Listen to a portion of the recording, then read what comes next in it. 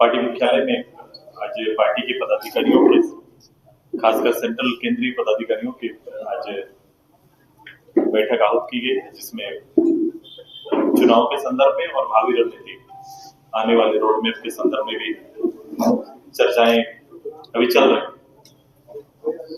हम सभी लोगों ने अलग अलग रूप से पार्टी के सभी इकाइयों के साथ अलग अलग बैठक करके उनका फीडबैक सिलेक्शन को लेकर या फिर आने वाले समय को लेकर पार्टी के लिए फीडबैक उनसे हम लेने का काम चल रहा है पार्टी के अंदर।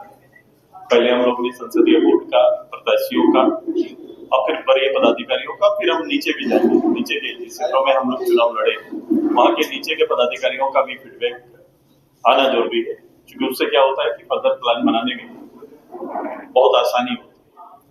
हमने तय किया है, पिछले बार भी मैंने कहा था कि हमने तय किया है कि ये कुछ महीना सरकार के लिए और सरकार को नीति बनाने का, सरकार को इस राज्य के परिप्रेक्ष्य में लिए हुए 5-6 जो उनके हिडन एजेंडा जिनको वो कहते आए, उनके लिए थोड़ा समय हम लोग निश्चित रूप से देंगे।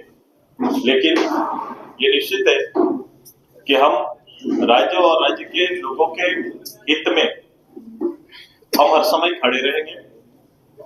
ये निश्चित है कि विधानसभा के अंदर और विधानसभा का समय, जितना समय विधानसभा का इस राज्य के परिप्रेक्ष्य में चर्चाओं पर होना चाहिए, मैं लगातार 20-25 साल से प्रत्यक्ष रूप से इसको मैं देख भी रहा हूं।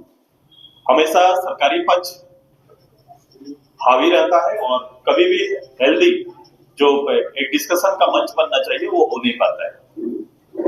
कभी कभी कार्यमंत्रणा समिति के विषयों को भी अपने अनुरूप बहुत है, चूंकि हर जगह के लिए बहुमत चाहिए, तो ये बन नहीं पाता है। तो हम इसके ऊपर भी हम काफी मंथन करेंगे, हम प्लान करेंगे और मेरा पूरा और मेरी पार्टी का अभी फर्दर प्लान जो भी आगे का प्लान हमारा बन रहा है, उसमें हम पब्लिक के बीच में खड़ा होकर वो सारे इश्यूज, जिस इश्यूज के साथ लोगों को गोलबंद करने या में सफल हुई जो सरकार, जो गठबंधन की सरकार है, गठबंधन की सरकार के दलीय नीतियों को और नियत को हम जानते हैं। बावजूद इसके मैंने कहा कि वोट का ध्रुवीकरण, जातीय ध्रुवीकरण, ये कहीं ना कहीं वोट को प्रभाव किया है। डेवलपमेंट का विषय पीछे छूट गया, राज्य के विकास, राज्य की तरक्की कहीं ना कहीं पीछे छूट गया है। नौजवानों के साथ भी इसी तरह का एक वातावरण राज्य के अंदर आया और वो वातावरण कहीं ना कहीं उनके भविष्य को और भविष्य के साथ खिलवाड़ करने का काम किया। ये अभी तुरंत से इसको आप नहीं माप सकते हैं, लेकिन आने वाले समय, जैसे जैसे समय बीतेगा, आप देखेंगे कि घोर निराशा के दौर से जो राज्य गुजर रहा था, यहाँ के युवा गुजर रहे थे, वो आगे ये बढ़ेगा।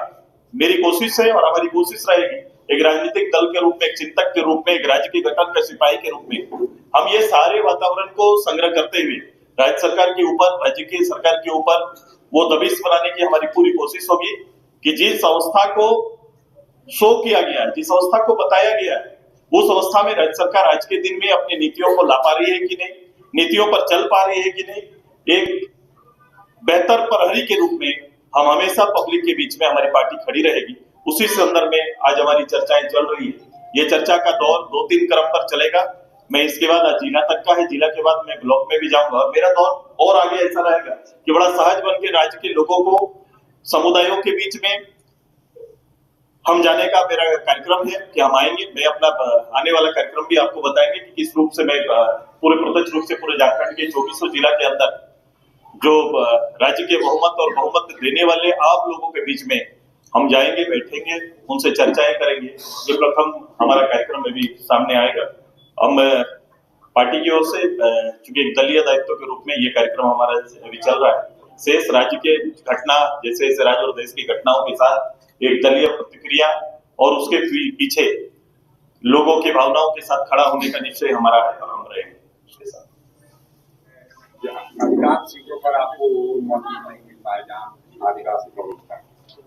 नहीं, ऐसा अभी कुछ समय से इसको आप देख सकते हैं, कुछ समय से देख सकते हैं। हमारे सहयोगी दल, क्योंकि पार्लियामेंट हम उधर लड़े नहीं, तो पार्लियामेंट में भी इसकी झलकियां आपको मिली होंगी और असेंबली में भी कहीं ना कहीं जो 28 रिजर्व सीट है वहां वो संख्या जरूर कम आई, हम उस पर मंथन करेंगे।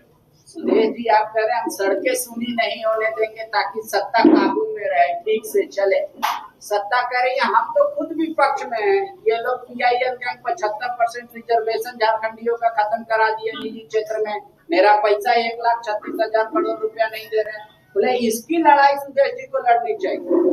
मैं निश्चित रूप से मैं रिजर्वेशन के पक्ष में हूँ, मैं सारना कोड के पक्ष में भी हूँ, मैं राज्य का कोई अंश केंद्र के हिस्से में है तो उसके पक्ष में भी मैं खड़ा हूँ, लेकिन इस सब पक्ष में ईमानदारी दिखनी चाहिए राजनीति में, क्योंकि ये सारे पक्षों पे उनकी राजनीति दिखती है, अंततः राजनीति झलकती है।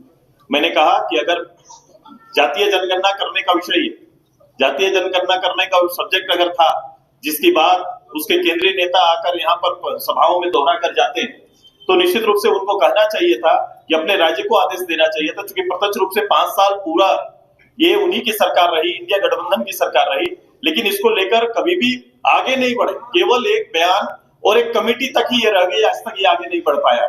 अभी भी पहला निर्णय वही आना चाहिए कि आप जातीय जनगणना प्रदेश के अंदर में कराइए, हम आपके साथ हैं। आपने विधानसभा के अंदर एक सदस्य के रूप में, मेरी पार्टी के नेता के रूप में भी आपने मुझे देखा था कि जब राज्य के इन तीनों एजेंडे पर, राज्य के हित के एजेंडे जब आते हैं तो सुदेश महतो पक्ष और विपक्ष नहीं देखता, सीधे खड़ा होकर उन विषयों को समर्थन देने का काम करता है। यही ईमानदारी उनको भी दिखानी चाहिए।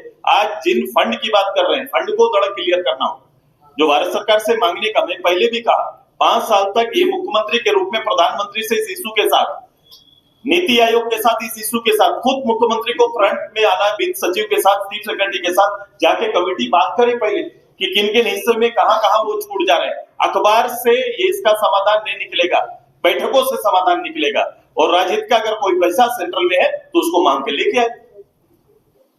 वो तो अभी